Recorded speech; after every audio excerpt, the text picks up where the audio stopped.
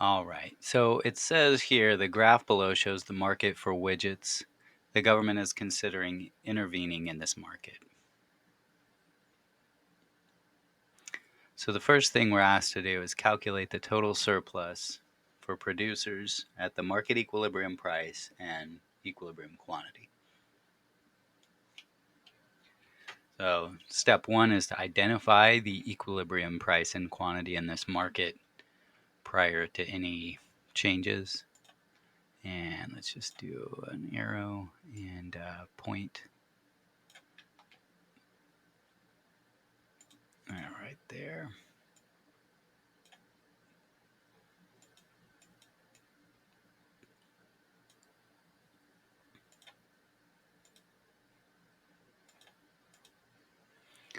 And let's change it to whatever.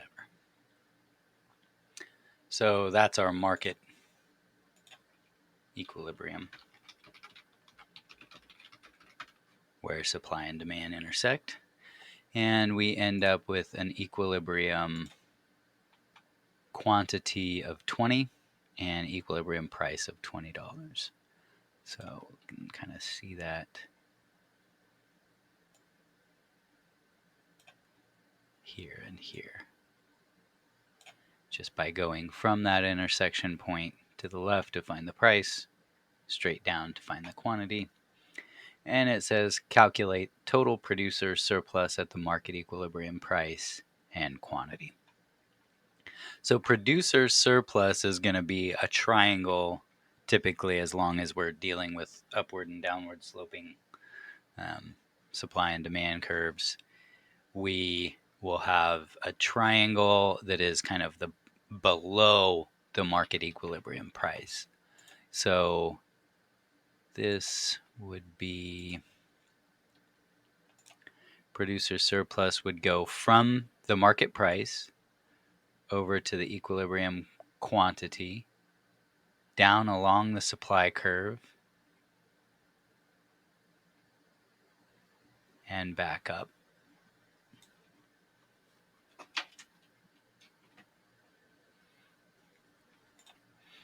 Let's just do it this way and be a little clearer.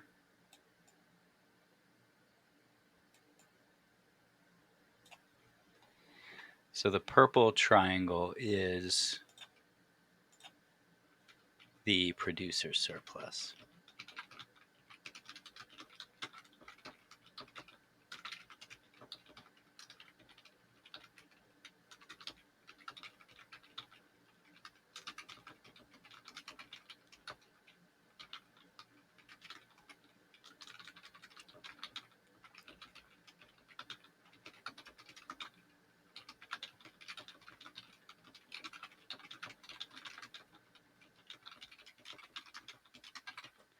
So that producer surplus is the triangle below, and it's bounded by that price line, the market equilibrium quantity, the supply curve, and the axis. So since it's asking calculate, we're going to calculate that by using our formula for the area of a triangle. And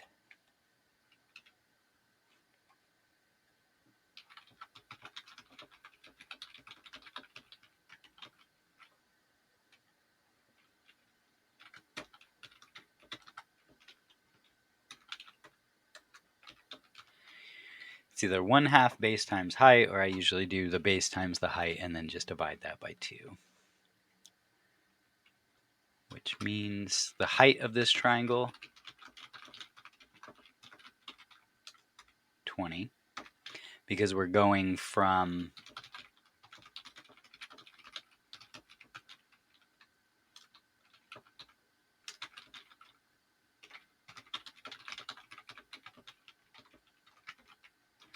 and then the base of this triangle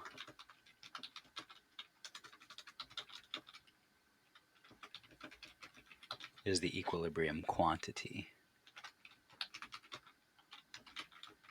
of 20. So in this case, we're looking at 20 times 20 divided by 2.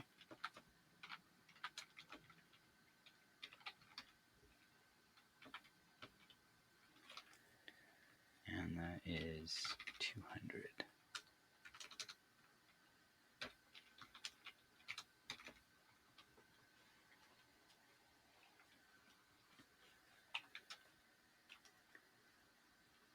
So we've shown work, and that's for A.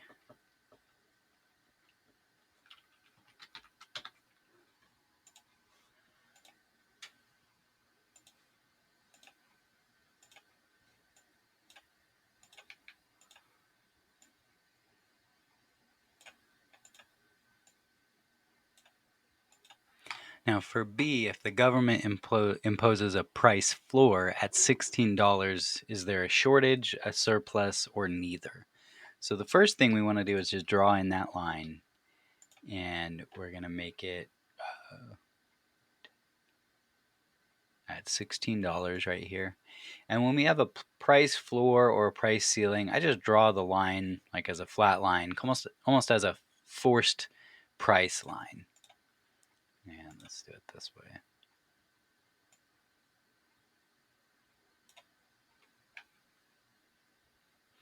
So when the government forces a price,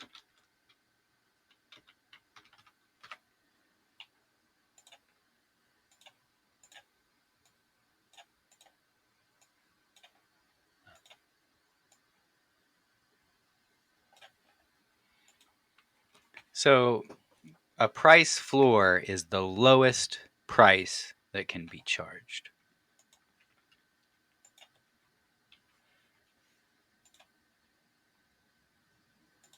Leave it.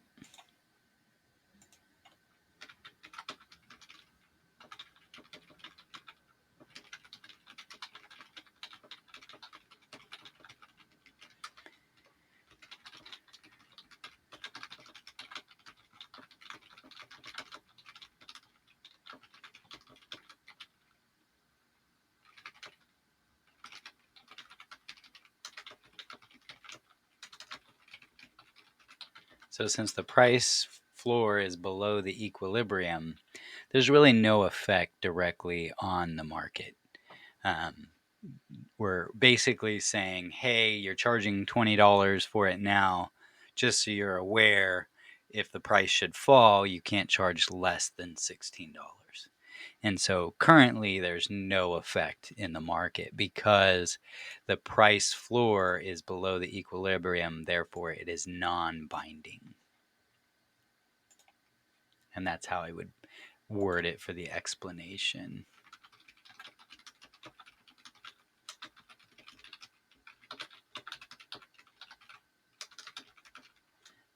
I just do that. We're dealing with some vocabulary. So price floor below equilibrium is non-binding. So anytime I'm working with questions related to price floor and price ceiling, I always kind of like take a moment to orient myself around what a price floor or a price ceiling implies. A price floor is similar to like a minimum wage in society, and a price ceiling might be similar to rent control. So sometimes the policy can be there, but it's non-binding, therefore there's no effect on the market itself. In this case, if we had imposed a price floor of say $24, then we want to charge 20, but we're legally unable to charge a price that low, so it would be binding and it would lead to a surplus in the market because the price would be higher than equilibrium. Therefore, the customers in line demanding the product would run out before the stuff on the shelf or the supply of the product.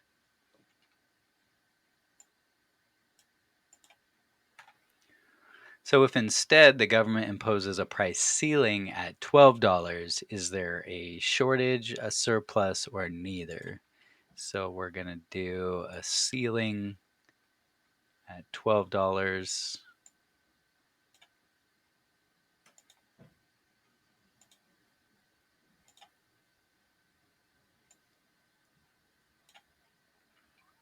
And we'll just do here.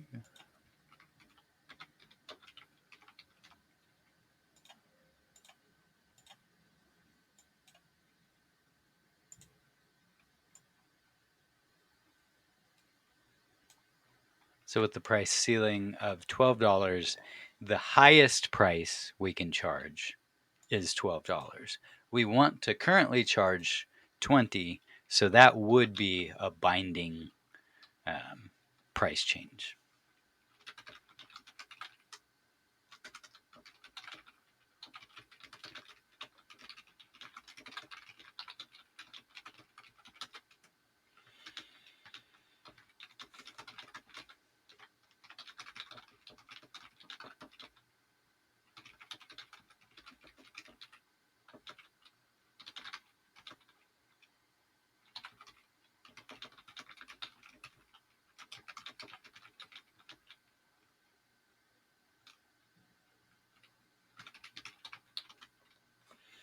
So because when we set the price at $12, then we move to the right, we hit the supply curve at a quantity of 12. So we put 12 on the shelf when we only charge $12.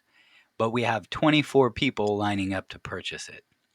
And so we end up with a shortage or not enough supply to meet the demands of that market.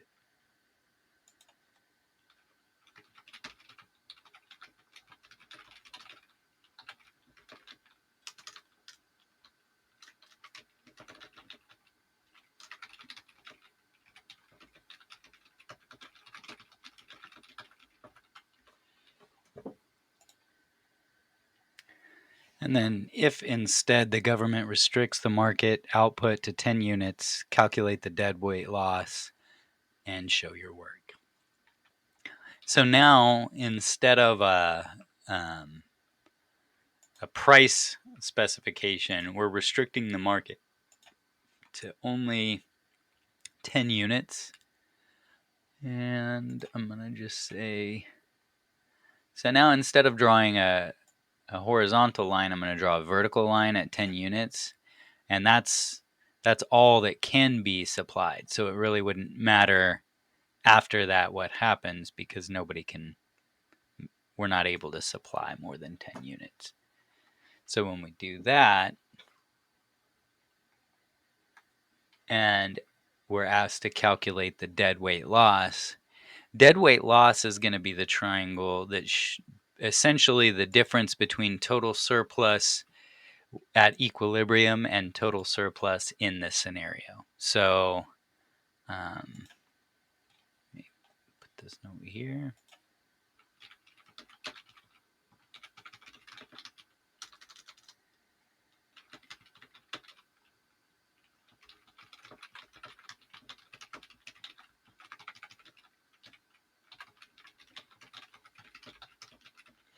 So if we look at this graph from the basic sense, the equilibrium creates a surplus of this large triangle area here. It's the purple one plus everything above that's bounded by the demand curve. If we impose this quantity limit of 10, then essentially the market is capped off right here. And so this area that stops at 10 units becomes the total surplus in the market, leaving our deadweight loss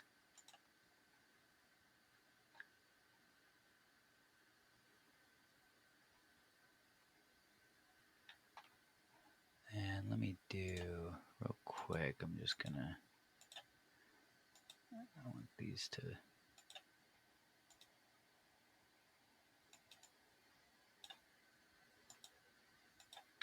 all right, well, we'll just do it this way.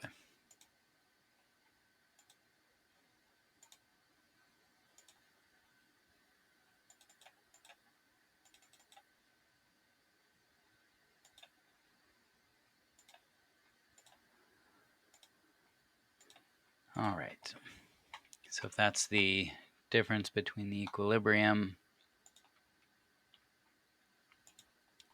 our deadweight loss area is going to be represented by this extra smaller triangle that is kind of unrealized or uncaptured surplus.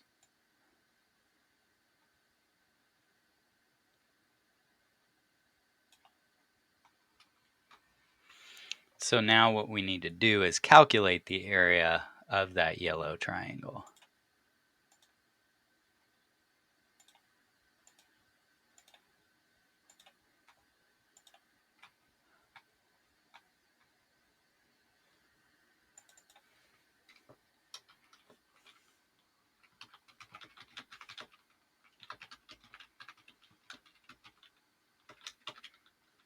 So the height is, it starts at a height of 40 and it goes down to $10. And then the width of it is 10 units, or the base of it is 10 units, because we're going from a quantity of 10 to a quantity of 20. So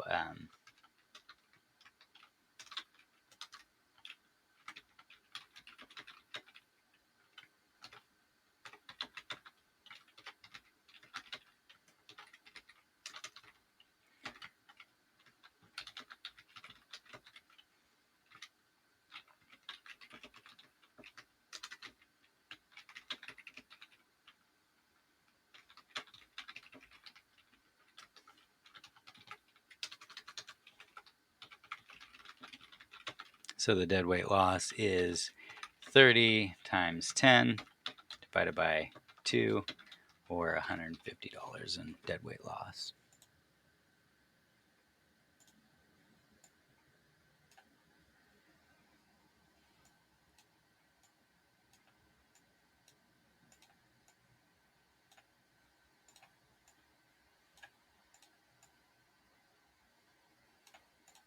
All right, now if we assume the price decreases from $20 to $12,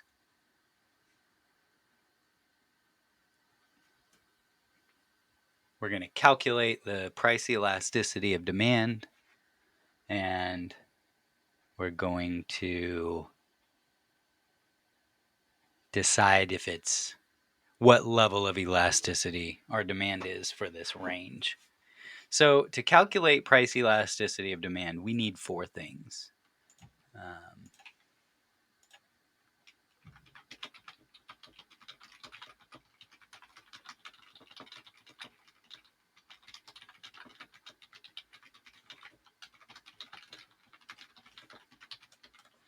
So we need the prices and the quantities kind of indicating a before and an after scenario for both. And let's go, we'll leave that there.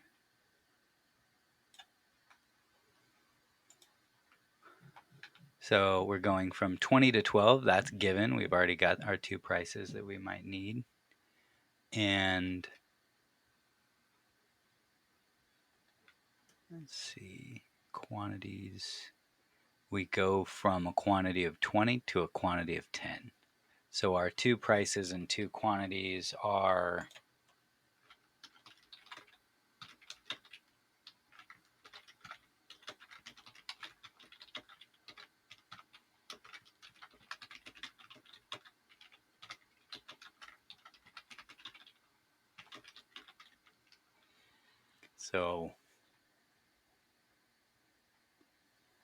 and actually we're doing demand. I missed that. So at a price of $12, what we're looking for is demand. So this point here. So I've got a quantity of 24 at a price of $12. Got mixed up and started looking at the supply curve.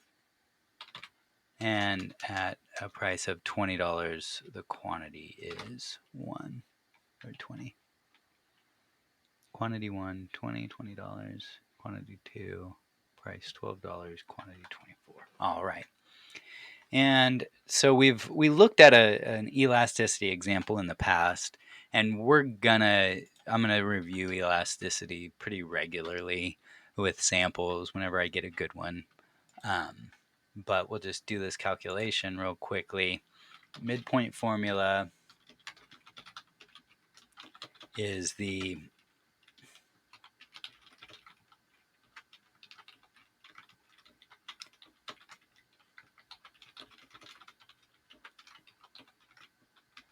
So it's the change in quantity over the average quantity over the change in price over the average price.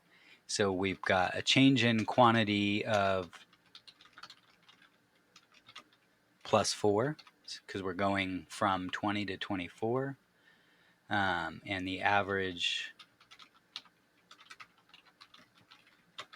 quantity is 20 plus 24 divided by 2, or 22. And the change in price is negative $8. And average price is 20 plus 12 divided by 2, which is 16. So now if we put that in to our formula, we've got 4 over 22 over negative 8 over 16. And we could do that in a number of different ways, depending on how your class is set up. Sometimes it'll tell you specifically when to round things, when to change things up. But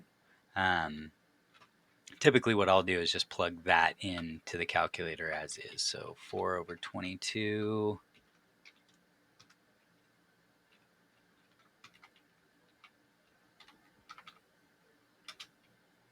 and divide that by, looks like,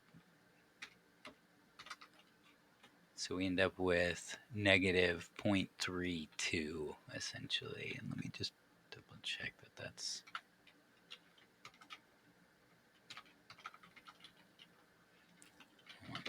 don't want my mental math to mess with anybody's process.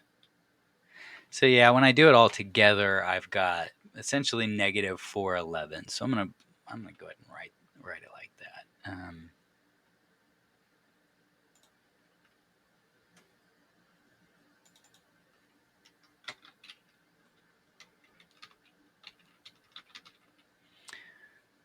411 or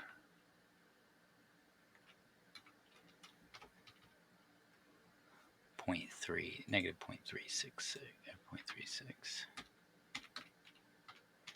So a good way of just even though it's not asked, is to think about why we would want to know this elasticity coefficient to begin with. And when we've got it as a negative 4 over 11, what we can confirm now is that if we were to increase the price by 11%, we would decrease the quantity demanded by 4%. Or if we were to want 4% increase in sales, we would need to decrease the price by 11%. So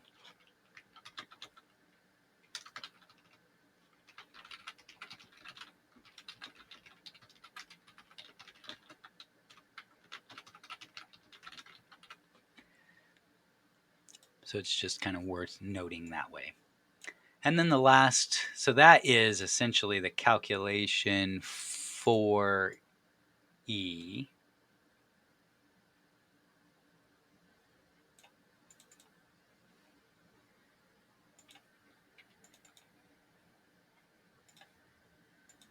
Sometimes these tools are a little bit pickier than they need to be.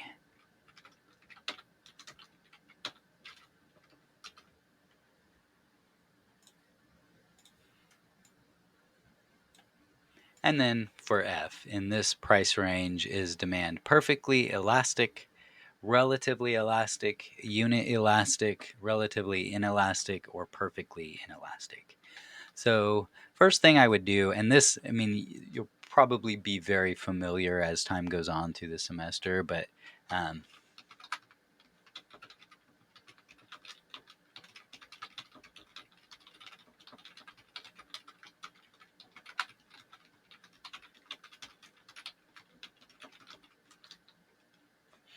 so perfectly elastic means there's a horizontal line. So perfectly elastic demand might be if the market price were $12 with that blue line, and individual firms just could sell one or could sell 1 million and they'll sell them all for $12 regardless. perfectly inelastic is a vertical line for the demand curve. So like that green line would be what the demand curve would look like if we had a perfectly inelastic demand. And a good example of like perfectly inelastic demand would be life-saving medicine. So I always think inelastic insulin.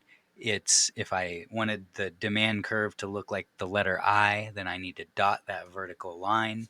And so it's easier to remember perfectly inelastic, the vertical line. And so when you see perfectly and lines that are not vertical or horizontal, you can ignore those. So we can kind of cast aside these two perfectly points simply because we know it can't be perfectly either because there's a slope. So then the question is it relatively inelastic, relatively elastic, or unit elastic?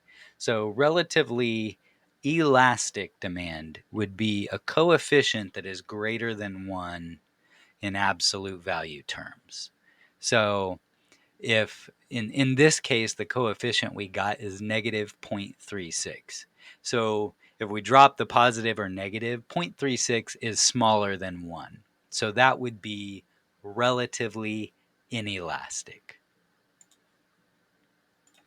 And I'm going to put the notations here before I go too much further.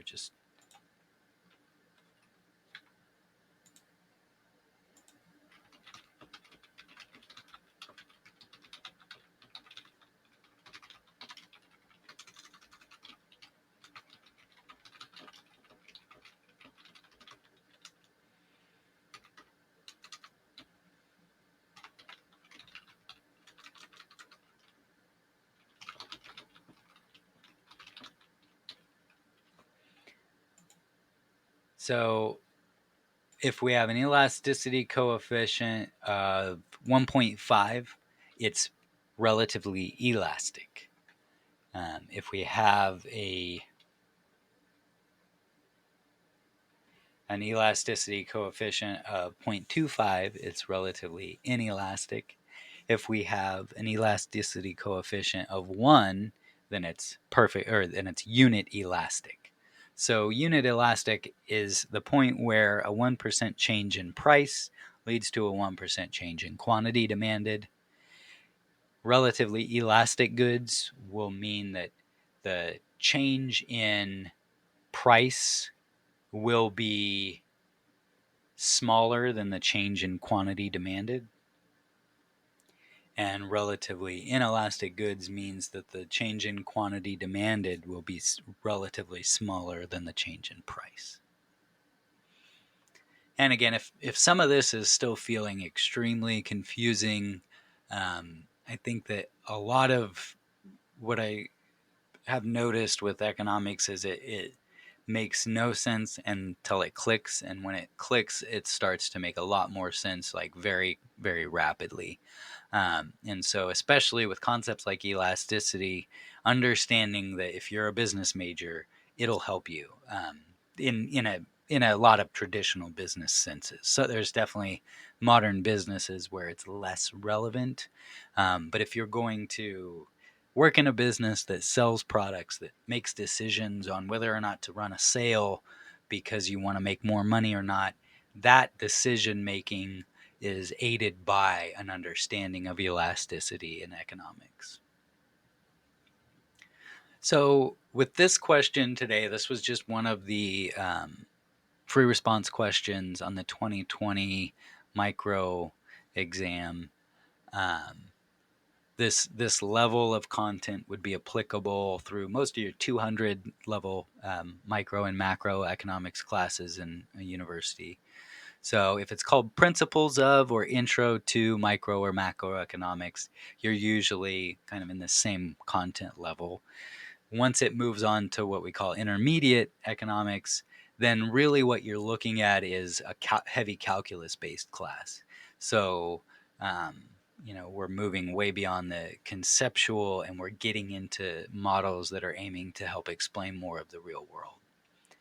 And so this stream is not going to focus on anything called intermediate, but I would imagine if that's the class that you're taking, you're really not necessarily looking for this type of help and support.